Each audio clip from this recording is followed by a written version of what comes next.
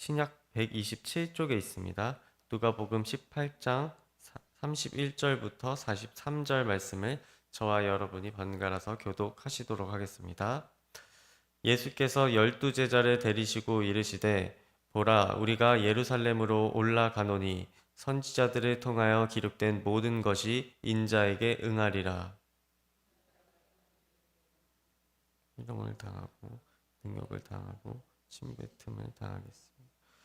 그들은 채찍질하고 그를 죽일 것이나 그는 3일 만에 살아나리라 하시되 제자들이 이것을 하나도 깨닫지 못하였으니 그 말씀이 감추였으므로 그들이 그 이르신 바를 알지 못하였다.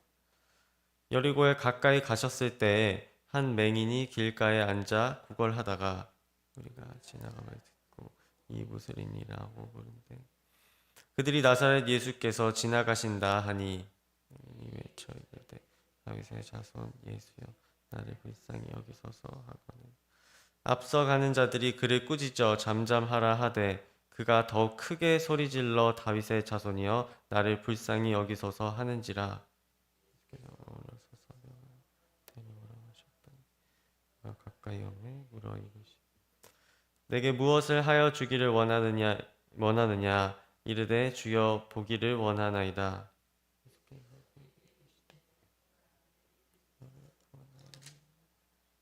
다 같이 읽겠습니다. 곧 보게 되어 하나님께 영광을 돌리며 예수를 따르니 백성이 다 이를 보고 하나님을 찬양하니라. 아멘. 오늘의 말씀에서 예수님은 제자들과 함께 예루살렘에 가까이 가시는 동안 가까이 가시면서 여행의 끝이 다가왔음을 이제 제자들에게 알리시고 또 자신이 이방인들에게 순환을 당하여서 죽임을 당하실 것이라는 이 순환 예고를 하십니다. 이번 순환 예고가 마지막 순환 예고인데요. 다른 복음서에서도 3번 정도 예수님께서 순환 예고를 하시는 장면은 등장하지만 차이점이 조금 있습니다. 누가복음에서는 제사장들이나 유대인들에게 순환을 당하신다는 그런 내용들이 아니라 이방인에 의해 순환을 당하고 죽임 당하신다 이렇게 쓰여져 있습니다. 사실 이방인과 유대인 모두에게 순환을 당하신 것인데 누가복음에는 이방인들에 대한 이야기만 기록이 되어 있습니다. 이것은 시편과 관련된 말씀을 인용하느라 그렇게 된 것인데요. 제가 관련된 말씀을 시편에서 읽어드리겠습니다. 시편 2편 1절부터 2절에는 이렇게 나와 있습니다. 어찌하여 이방 나라들이 분노하며 민족들이 헛된 일을 꾸미는가? 세상의 군왕들이 나서며 관원들이 서로 꾀하여 여호와와 그의 기름 부음 받은 자를 대적하며. 아멘. 이것은 하나님께서 다윗의 시편을 통하여서 메시아에 대해서 이스라엘 백성에게 예언하신 것입니다. 그 사실을 강조하기 위해 이 누가복음의 저자였던 누가는 이렇게 이방인에 의해서 순환을 당하시고 돌아가셨다는 그런 내용을 더 강조해서 쓴 것이죠. 여기서 이방인은 빌라도가 이방인이니까 이방인에 의해서 죽임당하셨다 그렇게 쓰여진 것입니다. 즉 이 내용은 오래전에 다윗에게도 예수님에 대한 예언을 하나님께서 이미 하셨고 이대로 이루심에 따라서 지금 십자가에 못 박혀 돌아가신 이 예수라는 분은 진정으로 우리를 구원하신 메시아가 확실하다, 맞다 이렇게 이런 사실을 정확히 누가가 짚어낸 것입니다. 그리고 순환 예고를 하신 다음에는 계속해서 예루살렘으로 올라가는 동안 이 기적을 베푸신 이야기가 진행됩니다. 예루살렘이 목적지고 거기에서 이제 순환을 당하시는 것이죠. 이 와중에도 순환을 당하실 주님이 이제 기적을 일으켜서 사망 권세를 이기실 수 있는 분이라는 것을 한 번 더 강조하기 위해 메시아라는 걸 한 번 더 강조하기 위해 이 이야기가 등장을 합니다. 그것은 여리고 맹인에 대한 그러한 얘기인데 똑같은 이야기가 마가복음에도 등장을 하죠. 거기에서는 이 맹인의 이름이 바디메오라고 나옵니다. 주님께서는 이 바디메오로 보이는 사람에게 이 기적을 베푸심으로써 우리에게 요구되는 믿음의 자세 또한 말씀해 주십니다. 예수님께서 여리고에 가까이 가셨을 때 예루살렘 가는 그 과정에서 여리고에 거치셨을 때 이 맹인이 예수님이 지나가신다는 소리를 듣게 됩니다. 그래서 그는 예수님께 다윗의 자손 예수여 불쌍히 여기소서, 나를 불쌍히 여기소서 이렇게 외치게 되죠. 그냥 얘기하는 것도 아니고 적극적으로 외치게 됩니다. 이 발언은 그 자체로 이 맹인의 신앙 고백이라고 할 수 있습니다. 거의 완벽한 신앙 고백이라고 할 수 있죠. 왜냐하면 맹인은 예수님을 메시아로 인정했기 때문입니다. 시인했기 때문입니다. 그 당시에는 유대인들이 메시아를 기다리고는 있었지만 지금 성경을 읽어서 확실히 메시아라고 아는 우리와 다르게 사실은 가벼운 말로 긴가민가 하는 그런 마음을 좀 가지고 있는 이스라엘 백성이 많았습니다. 유대인들의 전통에 따르면 메시아는 다윗의 자손으로 온다고 되어 있습니다. 다윗의 자손입니다. 실제로 예수님이 다윗의 후손이라고 마태복음 1장 1절에 그렇게 나와 있기도 하고 이사야 11장 1절을 통해서 이새의 줄기에서 한 결실이 날 것이다. 이새는 다윗의 아버지지 않습니까? 그래서 다윗의 아버지의 집에서 즉 다윗의 집에서 결실이 날 것이다. 이렇게 예언이 나와 있기도 하니까 메시아는 다윗의 자손일 것이다 라고 하는 유대인들의 이 전통적인 이야기가 있었던 것이죠. 그런데 이 맹인은 사실은 국어를 하던 사람입니다. 그래서 당연히 제대로 배운 적이 없을 것이고 이 배움이 없기 때문에 이 전통에 대해서 자세히 알고 있지는 않았을 것입니다. 성경을 알아야 이 메시아에 대해서 알게 되니까요. 기껏해야 그가 알고 있는 그런 지식은 오고 가는 사람들에 의해서 뜨문뜨문 듣는 것, 조각조각 듣는 것, 그것밖에 없었을 것입니다. 그럼에도 불구하고 그는 예수님에 대해서 들은 것만으로 다윗의 자손, 즉 메시아라는 것을 확신하게 됩니다. 이것은 당시로서는 상당히 기대하기 어려운 그런 믿음이라고 볼 수 있습니다. 누구인지도 정확히 모르는 사람을 메시아라고 인정하기가 쉽지 않으니까요. 그런데 그것만으로 들은 것만으로 이 메시아라는 것을 확신하여 이 다윗의 자손이여라고 외치게 되는 것이죠. 또한 본래 하나님께서는 피조물인 우리를 사랑하시지만 그렇다고 우리들을 반드시 치료해 주셔야만 하고 반드시 우리를 형통하게 해 주셔야 할 의무는 없는 분입니다.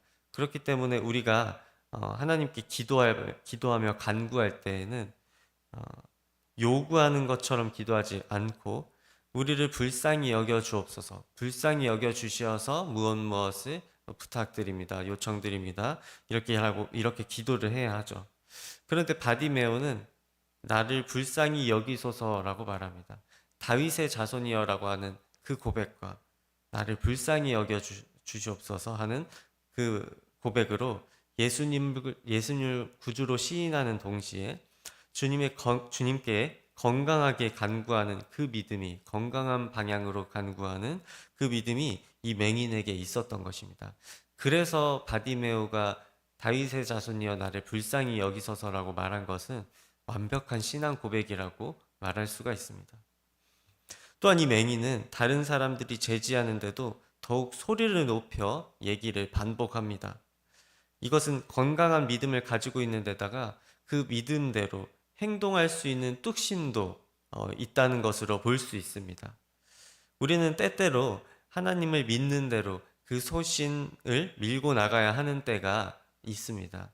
삶을 살아가면서 우리는 종종 그래야만 하는 상황에서 우리 주변의 시선을 의식하게 되거나 갈등이 있을 것을 우리 사람들은 좀 두려워하기 때문에 우리가 마땅히 해야 할 신앙적 고백이나 우리가 그리스도인임을 숨기는 때도 있죠. 예를 하나 들자면 제가 이전에 그 사역하던 단체에서는 중학교, 고등학교에 들어가는데 중학교, 고등학교 선생님들도 만나게 됩니다.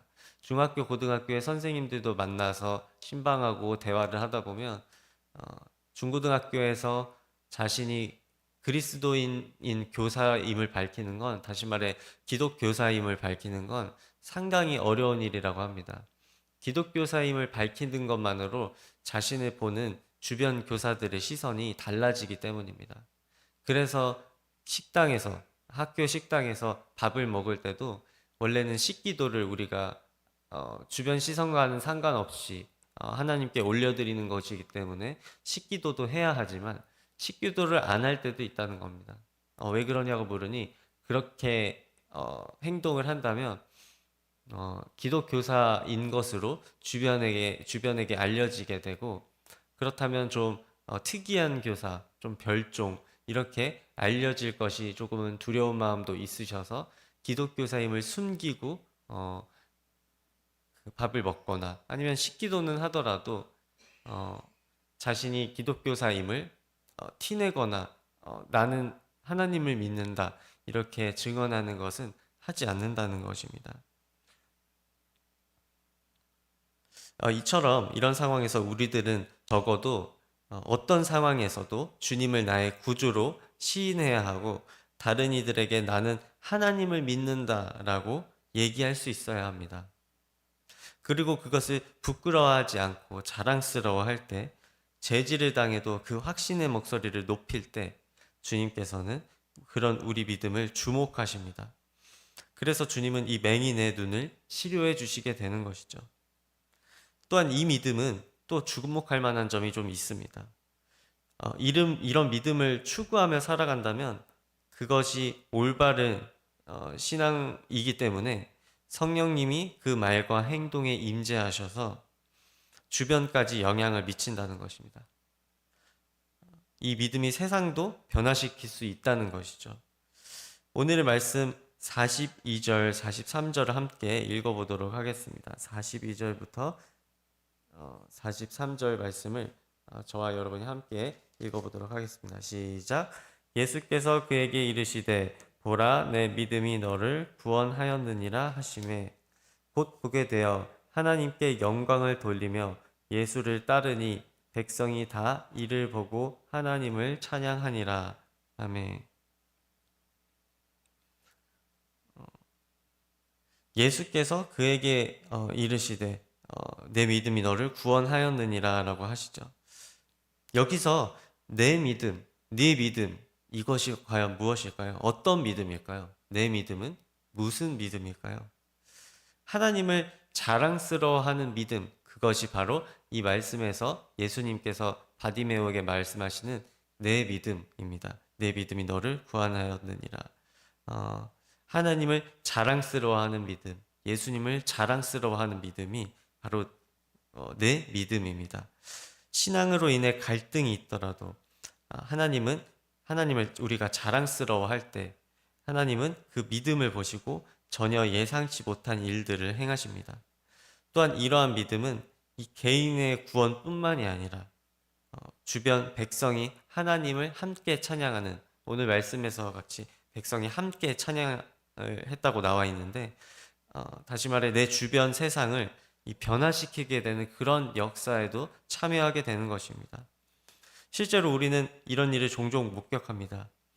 우리들이 TV를 보면 스타들이 시상식에서 하나님께 영광을 돌리면 세상 사람들은 하나님을 궁금해하거나, 또 자기의 신앙을 노래 가사에 녹여내어 부르는 가수들의 그런 노래에 세상은 공감합니다. 그리고 궁금해하고 때로 열광합니다. 몇 년 전에, 지금은 활동이 조금 뜸해졌는데 몇 년 전에 힙합 가수 경연을 하는 프로그램에서 BY라는 가수가 나온 적이 있습니다. BY라는 가수가 랩을 아주 잘해서, 힙합을 아주 잘해서 1등을 했는데, 그 경연에서 1등을 했는데 그 1등을 한 그 랩의 가사가 하나님께 하는 신앙 고백, 성경 구절, 이런 것들이었습니다. 그래서 젊은이들이 이런 성경 랩에도 성경이 말씀이 들어간 노래에도 열광할 수 있구나라는 사실을 보여준 어떤 계기가 되었는데요. 그 뒤에도 BY를 시작으로 다른 래퍼들도 다른 또 힙합 가수들도 비슷하게 예수님을 찬양하는 내용, 또 예수님을 믿는다는 내용, 심지어는 이 모 교회의 설교 내용을 그대로 이 노래에 삽입하는 그런 가수들도 생기더라고요. 근데 그렇게 해도 거부감이 안 생기고 오히려 젊은이들이 예수님을 궁금해하게 되는 그런 결과로 이어졌습니다. 이 바디메오 같은 믿음이 하나님을 자랑스러워하고 숨기지 아니하고 드러내고 또 그를 찬양을 하는 그런 믿음인 것입니다.